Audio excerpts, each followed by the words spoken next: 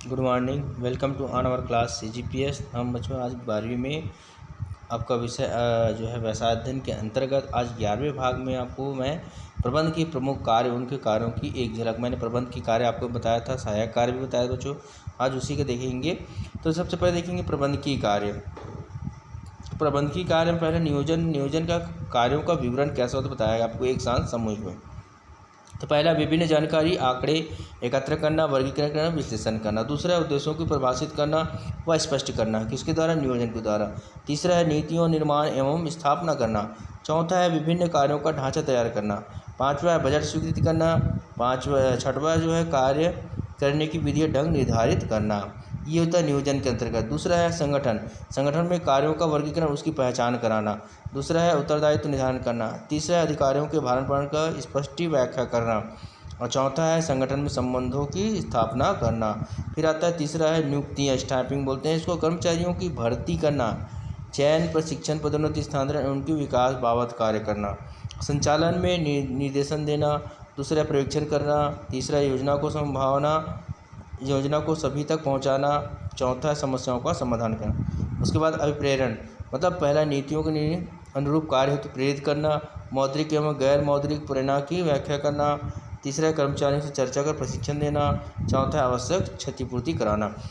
छठवां नियंत्रण में देखेंगे प्रमाण पत्र जो है, प्रमाण का स्तर निश्चित करना, कौन से कार्य में हो रहा है। दूसरा लक्ष्य के अनुसार कार्य को मापना। तीसरा है सुरक्षात्मक कदम उठाना। और चौथा है आवश्यकता अनुसार कार्रवाई करना। समन्वय लास्ट देखेंगे, उचित तालमेल रखना, भेदभाव न करना, समय पर एक दूसरे को सूचना देना और भ्रमों को निराकरण करना। इस प्रकार हमने देखे। अब आता है जो हमारा है समन्वय, तालमेल जो बोलते हैं। आधुनिक समय में समन्वय प्रबंध की प्रक्रिया का सार है। किसी भी उपक्रम या संगठन की सफलता या नियमितता जो है संचालन के लिए आवश्यक है कि उसमें समस्त विभागों में आपसी तालमेल बना रहे। वर्तमान समय में जहाँ प्रत्येक अपनी अपनी लापता तथा विरोधी विचारधारा दिनों दिन बढ़ती जा रही है, वहाँ समन्वय के बिना समग्र संगठनों को जोड़ना व लक्ष्य प्राप्त करना टेढ़ी खीर होगी।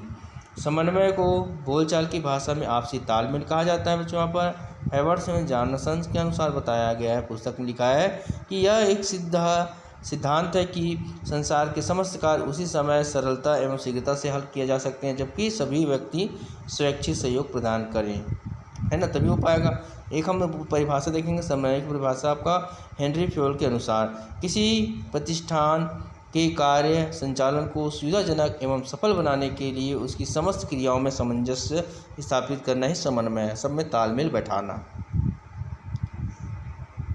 अब देखिए समन्वय के जो है उपयुक्त जो है परिभाषा से स्पष्ट है कि किसी सामान्य उद्देश्य की प्राप्ति के लिए जब से एक से अधिक लोग मिलकर कार्य करते हैं तो उनके कार्य में एकरूपता व तालमेल बनाए रखने का में समन्वय कहलाता है। बच्चों अब आते हैं समन्वय के लक्षण।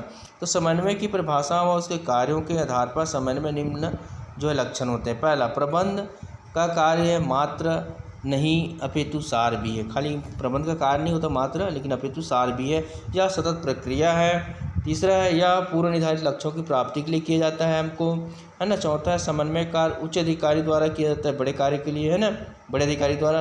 पांचवा है समन्वय का उद्देश्य व्यक्तियों के कार्य में एकरूपता और सामंजस्य लाना, मतलब तालमेल लाना उसका है। सातवां है समन्वय वहाँ संभव होता है जहाँ अनेक व्यक्ति किसी समान उद्देश्य की प्राप्ति में कार्यरत हो जाते हैं, इसलिए संभव होता है। सातवां यह सहकारिता से अलग है।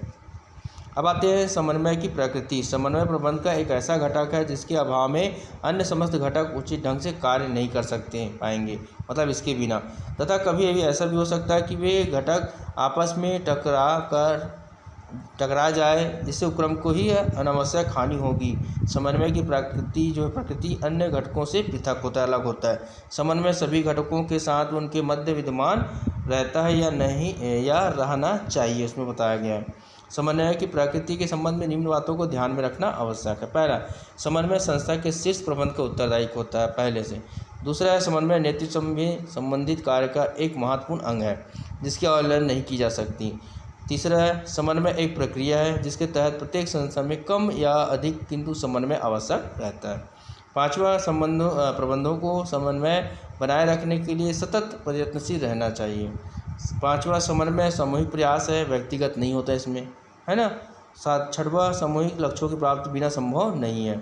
7वां कार्य में समन्वय बनाए रखने के लिए प्रत्येक व्यक्ति को संस्था के लक्ष्यों को ज्ञान होना आवश्यक होता है, तभी कर पाएगा। समन्वय प्रबंध का सार है, अतः यह संगठन के सभी क्षेत्रों में विद्यमान रहता है। 6वां देखेंगे, 9वां समन्वय रचनात्मक एवं सृजनात्मक प्रकृति, मतलब कुछ कार्य को करने।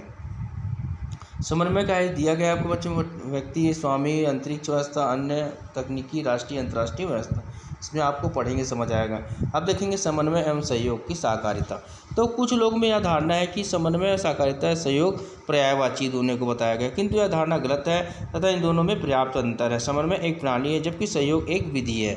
सहकारिता का अर्थ है अपनी स्वैच्छिक उद्देश्य के लिए एक दूसरे की मदद करना, जबकि सामान्य उद्देश्य के लिए विभिन्न विभागों के मध्य तालमेल बनाना समन्वय कहलाता है। संयोग का संबंध व्यक्ति से होता है जबकि समन्वय का संबंध दो संस्था विभागों से होता है। अब समन्वय में संयोग में अंतर देखेंगे तो पहला, सहयोग दो व्यक्तियों के मध्य एक दूसरे की सहायता करना, जबकि समन्वय दो संस्थाओं के मध्य जो होता है विभाग के उच्च अधिकारी द्वारा तालमेल बैठाना। दूसरा, समन्वय एवं दीर्घकालीन सतत प्रक्रिया है जो लगातार चलती रहती है, जबकि सहयोग कुछ समय के लिए दिया जाता है। संबंधित व्यक्ति उद्देश्य की पूर्ति के बाद सहयोग का उपयोग अस्तित्व में नहीं रहता, है ना।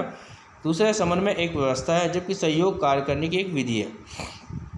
समन्वय का कार्य जो होता है किसी उच्च अधिकारी द्वारा किया जाता है, जबकि सहयोग दो पक्षों या कोई भी व्यक्ति द्वारा के मध्य हो सकता है। समन्वय का संबंध प्रबंध के प्रत्येक कार्य से होता है तथा प्रबंध के प्रत्येक कार्य के मध्य समन्वय किया जाता है, जबकि सहयोग का संबंध दो व्यक्ति से होते हैं। समन्वय एक व्यापक शब्द है तथा इसकी आवश्यकता सदैव पड़ती है। असहयोग एवं संकुचित शब्द है जिसकी आवश्यकता कभी भी पड़ सकती है। इस प्रकार हम देखते हैं। अब अगला है बच्चों, समन्वय का महत्व, समन्वय प्रबंध का सार। व्यवसाय, व्यापार हो या कोई भी संगठन या संस्था बिना समन्वय कभी भी लक्ष्य प्राप्त नहीं कर सकती। किसी भी टीम की सफलता भी समन्वय पर आधारित होता है। बिना समन्वय के ना तो हवाई जहाज उड़ाया जा सकता है और ना ही समुद्री जहाज को आगे बढ़ाया जा सकता है। किसी क्रम में समन्वय के महत्व को बताते हुए कुंडज एवं उडन ने कहा है, समन्वय प्रबंध का कार्य नहीं अपितु प्रबंध का सार भी है। अतः स्पष्ट है कि प्रबंध के क्षेत्र में समन्वय का विशिष्ट स्थान है। समन्वय के महत्व को अगर बिंदुता स्पष्ट किया जा सकता है। पहला, प्रबंध की कार्यों के आधार पर समन्वय प्रबंध के समस्त कार्यों की कुंजी होता है। प्रबंध के विभिन्न कार्य, नियोजन, संगठन, नियंत्रण, निर्देशन, प्रेरण की सफलता तभी से मिल सकती है जब इन कार्यों में मध्य उचित ढंग समन्वय हो।